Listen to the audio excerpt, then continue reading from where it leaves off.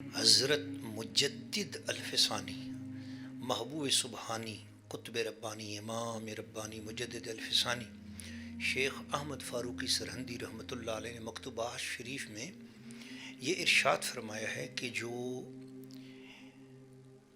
کلمہ شریف ہے نا، لا الہ الا اللہ محمد رسول اللہ، فرماتے ہیں اس کے اندر اتنی وسعت ہے، اتنی کشادگی ہے، اتنی مہربانی ہے، اتنی رحمت ہے، اتنی عطا ہے، اتنی سخا ہے کہ اگر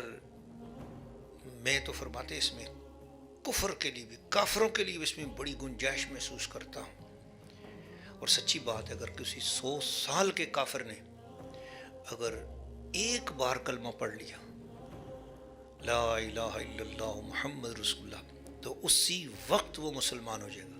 تو میں یہ کہتا ہوں کہ دنیا بھر کے یہودی، عیسائی، ہندو، سکھ، میں سب کو دعوت دیتا ہوں، کلمہ پڑھو، اسلام قبول کرو، اب بھی 1 منٹ میں آپ ہمارے بھائی بن جاؤ گے، آپ مسلمان ہو جاؤ گے۔ دنیا میں ہر کافر جو ہے وہ صرف یہ